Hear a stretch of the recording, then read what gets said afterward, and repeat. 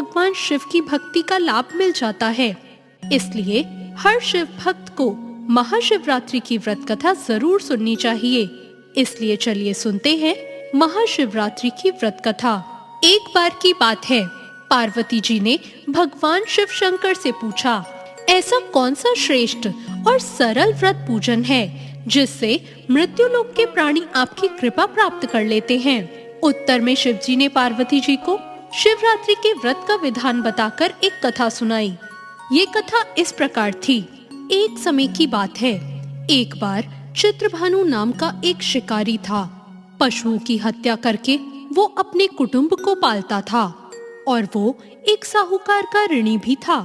लेकिन ऋण को समय पर न चुकाने से साहूकार क्रोधित हुआ और उसने उसको शिवमठ में बंदी बना लिया।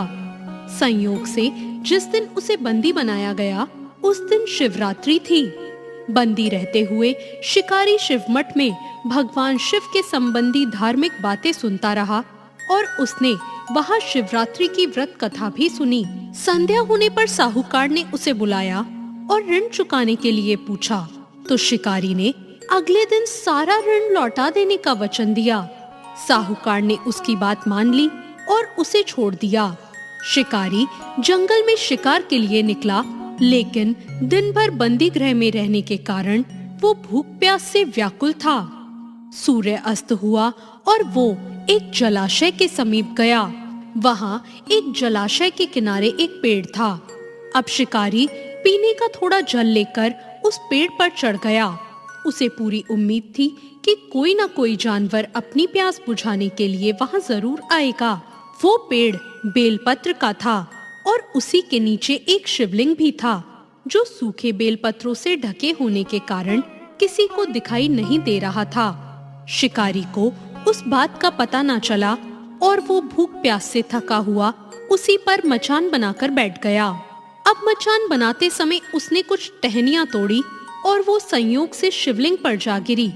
इस प्रकार दिन भर भूखे प्यासे शिकारी का व्रत भी हो गया और शिवलिंग पर बेलपत्र भी चढ़ गए। एक पहर रात्रि का बीत गया और तभी एक गर्भवती हिरनी वहां तालाब पर पानी पीने पहुंची। शिकारी ने धनुष पर तीर चढ़ाकर जैसे ही प्रत्यंचा खींची, उसके हाथ के धक्के से कुछ पत्ते और जल की कुछ बूंदें नीचे बने शिवलिंग पर जा गिरी और अनजाने में ही सही शिकारी की पहले पहर की पूजा हो गई। टहनी और पत्तों की आवाज से वो हिरनी चौकन्नी हो गई।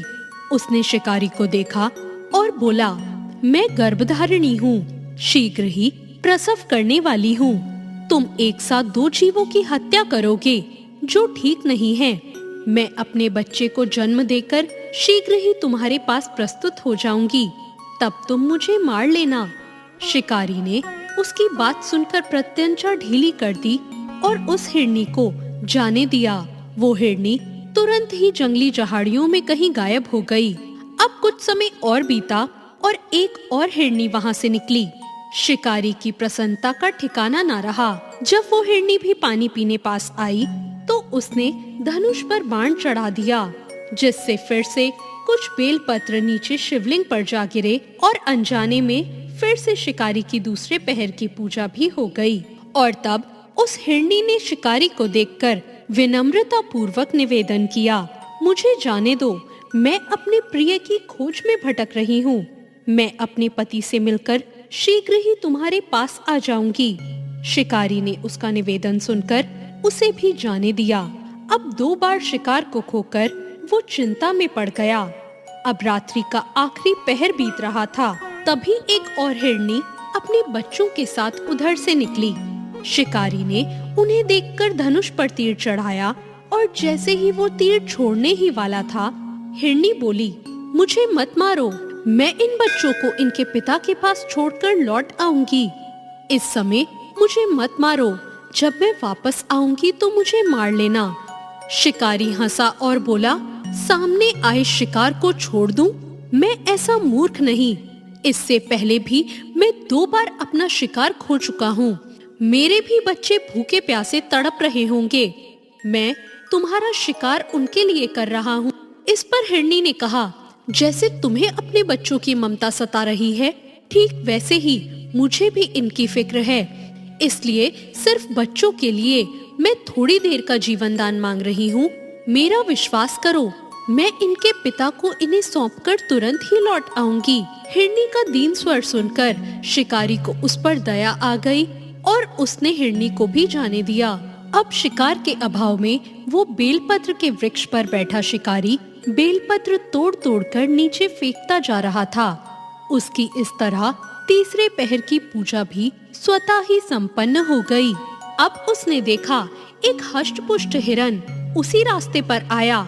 शिकारी ने सोच लिया कि इसका शिकार तो वो अवश्य ही करेगा। शिकारी की तनी हुई प्रत्यंचा को देखकर वो हिरन दीन स्वर में बोला, भाई, यदि तुमने मेरे पहले आने वाली 3 मृगियों और उनके छोटे छोटे बच्चों को मार डाला है तो ऐसा करो, मुझे भी मार दो, ताकि मुझे उनसे अलग होने का एक क्षण का भी दुख ना सहना पड़े।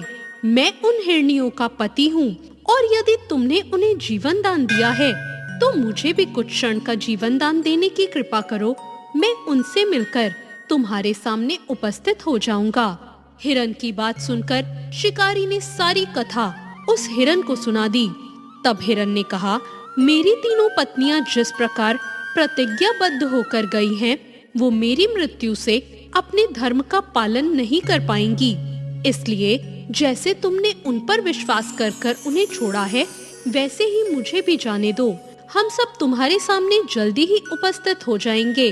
अब उपवास, रात्रि जागरण और शिवलिंग पर बेलपत्र चढ़ाने से शिकारी का हिंसक हृदय निर्मल हो गया था और उसमें भगवत शक्ति का वास हो गया था। उसके हाथ से धनुष और बाण छूट गए और उसने मृग को जाने दिया। थोड़ी देर बाद वो हिरन अपने परिवार सहित शिकारी के सामने उपस्थित हो गया और शिकारी से कहने लगा, अब तुम हमारा शिकार कर लो। लेकिन जंगली पशुओं की ऐसी सत्यता, सात्विकता और सामूहिक प्रेम भावना को देखकर शिकारी को बहुत गिलानी हुई। उसकी आंखों से आंसू झड़ने लगे।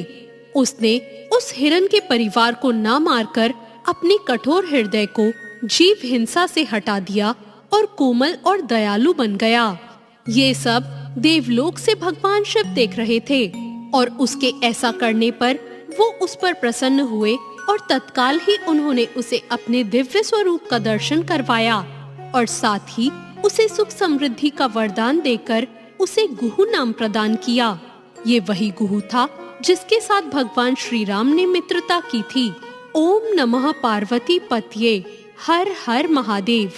तो ये थी महाशिवरात्रि की पौराणिक व्रत कथा। आशा करती हूँ आप सभी पर भगवान शिव और माँ पार्वती की कृपा हमेशा बनी रहे। आपको आज की ये कथा कैसी लगी, कमेंट करके जरूर